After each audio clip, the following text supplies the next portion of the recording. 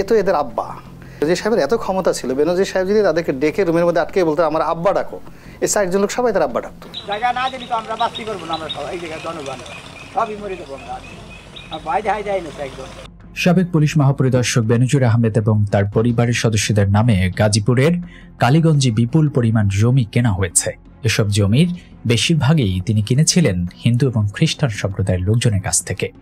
স্থানীয় লোকজন বলছেন, বেনজির আহমেদ র্যাবের মহাপরিচালক থাকার সময় ভয় দেখিয়ে কালীগঞ্জের হিন্দু এবং খ্রিস্টান সম্প্রদায়ের জমি কিনে নেয়। গাজীপুরে কালীগঞ্জের স্থানীয় বাসিন্দারা বলছেন, ওই উপজেলার নগরী ইউনিয়নের বেতুয়াটেক গ্রামে বেনজির এবং তার স্ত্রী সন্তানদের নামে বেনামে অনেক জমি রয়েছে। ভয় দেখিয়ে পানির দামে এসব জমি কিনে নেয় বেনজির আহমেদ। বেনজিরের পরিবারের সদস্যদের নামে গোপালগঞ্জ এবং মাদারীপুরে প্রায় 600 বিঘা জমি রয়েছে, যার প্রায় বেশিরভাগই হিন্দু সম্প্রদায়ের।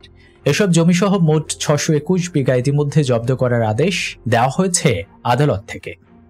এই 621 বিঘা জমি ছাড়াও বেনজিরের স্ত্রী জিশান মির্জার নামেও উত্তরায় 11 নম্বর সেক্টরে একটি 7তলা বাড়ি এবং বেনজিরের নামে ভাটারার একটি 4তলা বাড়ির খোঁজ পেয়েছে দুদক। দুদক সূত্র বলছে, ভাটারার বাড়িটি সম্প্রতি বিক্রি করে দিয়েছেন বেনজির আহমেদ।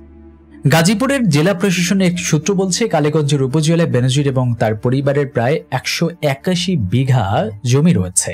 তবে দুদকের সূত্র বলছে, এখানে এখন পর্যন্ত 50 বিঘা জমির সন্ধান মিলেছে। আরও জমির খোঁজে অনুসন্ধান অব্যাহত আছে। গাজীপুরে বেনজিরের পরিবার জমি কেনা শুরু করে 2017 সাল থেকে। তখন র্যাবের মহাপরিচালক ছিলেন তিনি। এসব জমির দলিল বিশ্লেষণ করে দুদকের কর্মকর্তারা বলছেন, গোপালগঞ্জ এবং মাদারীপুরের মতো গাজীপুরেও তিনি সংখ্যালঘু সম্প্রদায়ের জমি কিনে ফেলেন। অনেকটাই ভয় দেখিয়ে এসব কাজ করেছেন বেনজির আহমেদ। জমি টুমি এমনি ডরে বই, আর জমির কথা কেউ কোনোদিন জমির কথা বলছে না, আর তারা যাই কইতো তাই আমরা বিশ্বাস করতাম। বেনজির যাদের কাছ থেকে জমি কিনেছেন তাদের মধ্যে একজন সুশীল মণ্ডল। ঢাকার তাঁতিবাজারে স্বর্ণ ব্যবসা রয়েছে তার। ওই এলাকায় তিনি প্রথম বেনজির আহমেদের কাছে জমি বিক্রয় করেন। গতকাল তিনি একটি অনলাইন পত্রিকাকে বলেন, করোনাকালের আগের কথা। স্থানীয় জমির দালাল আব্দুল মোমেনের মাধ্যমে তিনি 9 বিঘা জমি বেনজিরের পরিবারের কাছে বিক্রি করেন। বিঘা প্রতি তিনি পেয়েছেন 15 লক্ষ টাকা করে। স্থানীয় বাসিন্দারা বলছেন, তাদের এলাকায় বেনজিরের পরিবারের 150 বিঘারও বেশি সম্পত্তি রয়েছে। পরিবারের সদস্য ছাড়াও বেনজিরের ঘনিষ্ঠ কয়েকজন সরকারি কর্মকর্তা এবং তাদের আত্মীয় স্বজনের নামেও জমি রয়েছে সেখানে।